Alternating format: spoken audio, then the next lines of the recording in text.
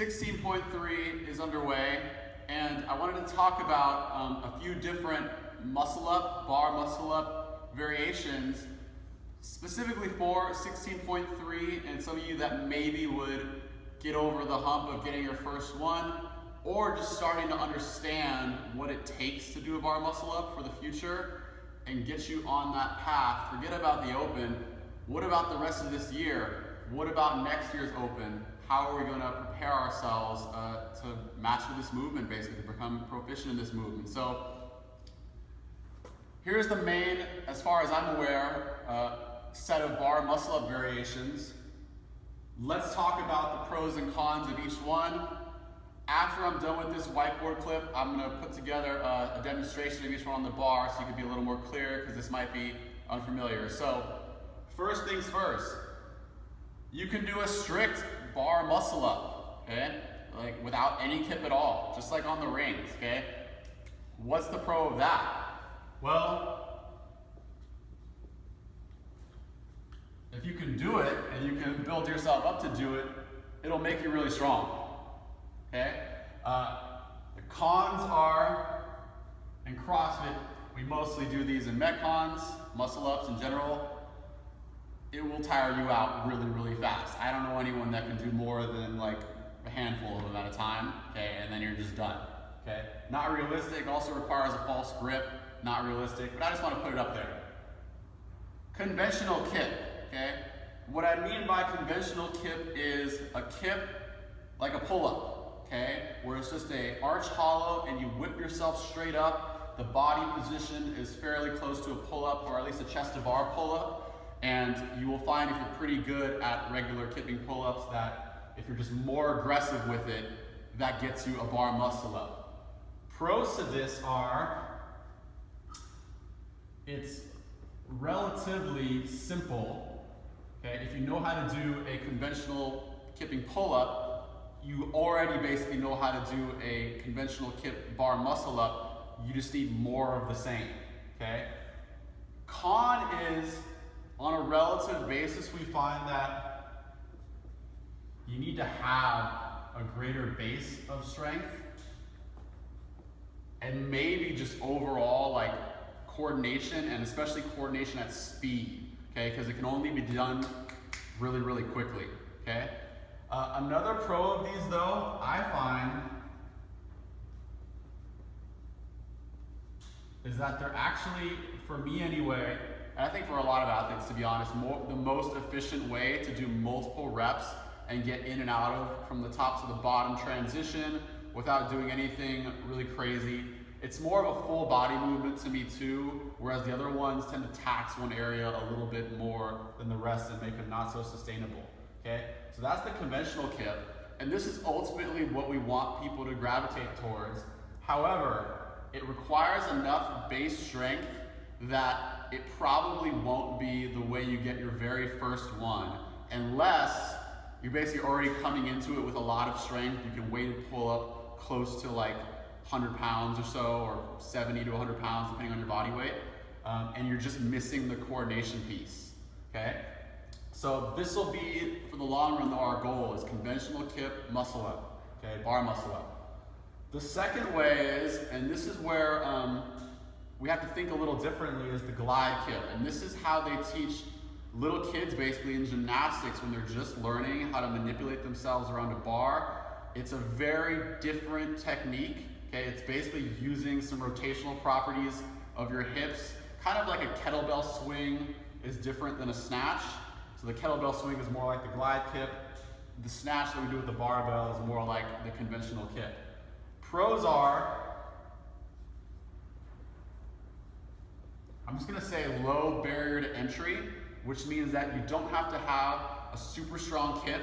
You don't have to have a huge base of strength, okay, to be able to get your first glide kip. Con is that, no, it's backwards here. It requires a pretty high degree of coordination, albeit it's not as fast of a movement as a conventional kip, but it's a different type of movement. it's unique in that if you know how to do a really good conventional kip, you won't necessarily know how to do a good glide kip. I had to basically relearn my movement to get the glide kip eventually. It took me like a few weeks of practice, 2 or 3 times a week for like half an hour to really understand what this was trying to do and how I could optimize my movement around it, okay? So the great thing about this is that if you are able to understand the coordination and the unique aspects of it, it'll probably be how you get your first muscle up. The reason why they use it to teach little kids and little girls is because it doesn't require the same base strength level, upper body strength, that kids just don't usually have starting out, but it can get you over the bar, okay? One last con though is it doesn't count for the purposes of the open or in CrossFit competition. They say you can't have your feet over the bar. Sometimes they even have a stricter standard than that. But at the very least, it's not going to count for the purposes of the open. However, big things come from learning it, okay? And if you get yourself over the bar with a glide kip, that's going to count as your first muscle up, whether or not it counts for the open. It's certainly at least as technical as the conventional kip. So that'll be a huge win for you no matter what. Okay? And I want to help the people that are close to this get this first and not worry about whether the strength is there for the conventional kip. All right? The last thing is hybrid glide kip. What does that even mean? It's basically a glide kip that's kind of not well executed. Okay? It has the main properties of a glide kip. It's what I usually do when I'm doing them for the purposes of stringing reps together or in a workout where I want to do a glide kip. The pros are that it counts. Okay? So you can do a hybrid glide kip in the open, which means that your feet don't go over the bar on the front end of the movement, and it still counts. Another pro is that it's not quite as coordination intensive.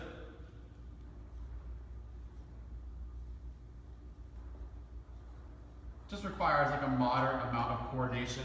You can still use a lot of your strength from the conventional kip for the pull-up and get a hybrid glide kip. The con is that it muddles things, so it won't make you really good at a regular glide kip, but it'll get you there. It's kind of mixed, and it's not an end point. You don't want to be doing these for a long period of time. You want to get to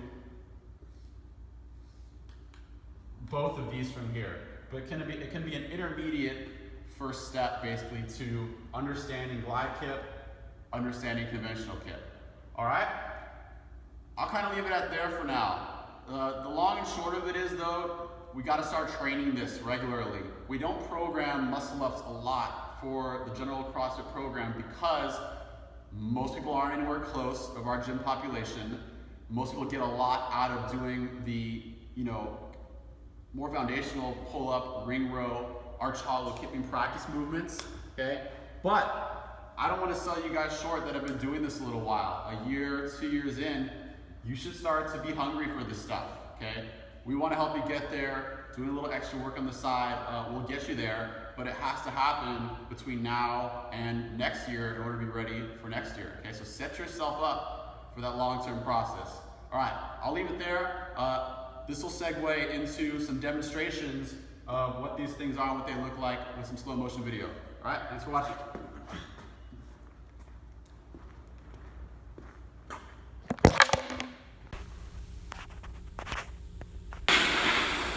All right, so I'm going to demonstrate here strict, conventional kip, glide kip, and then hybrid.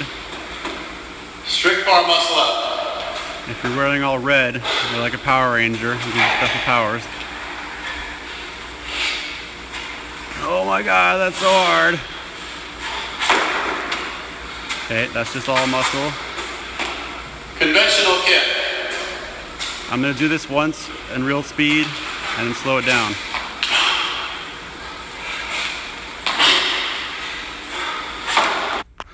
Let's back that up.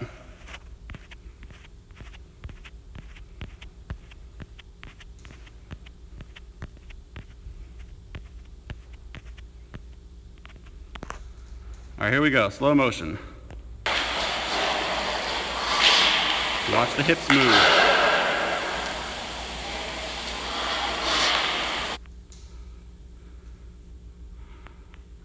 right there. Here comes the kip. Notice the body angle, okay, from head to toe. Let me draw a line here. Okay, there it is. It's pretty steep, or closer to horizontal, so conventional pull-up kip, or chest to bar anyway, is something like that. So I gotta be at a slightly more horizontal inclination and basically be getting behind the bar. Okay, get my chest forward and then down. Let me show you one more time with uninterrupted slow-mo. Okay, so there's my arch. All kip. It's got to happen fast. Okay, that's why the conventional kip is challenging. All right, on to the next one. Glide kip.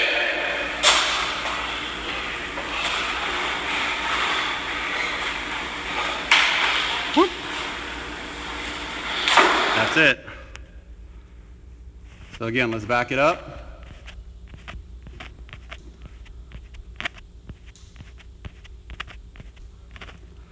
So this is a lot different. The swinging motion, the monkey bar swing that we usually abhor for regular pull-ups is the basis for this, and that's why it's so different. Okay, so here it is in slow motion, glide kip. Hollow, backswing. Hollow, open, close, whip around the bar. Okay? Notice that I'm hollow. I do basically a toes to bar, but not quite. Okay? Look how far back my head is behind the bar here. My elbows are straight, or almost straight still. And again, I'm just rotating myself over the bar without using my arms very much at all. Okay, so that's kind of the trick of it.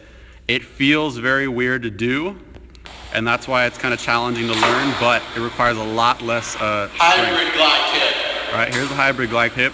I won't spend too long on this, but suffice to say it's a little simpler to link together.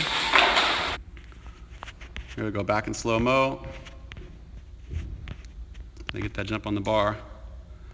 And you go right into the hollow, close, and a little more muscle basically to get over. Okay, a little more upper body strength.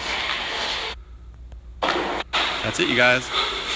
There you go. Hope you found this helpful. Again, we got to put ourselves on a progression, which means that you're not going to get it right the first time. It'll take multiple steps and multiple failures. Get knocked down 8 times, stand up 9.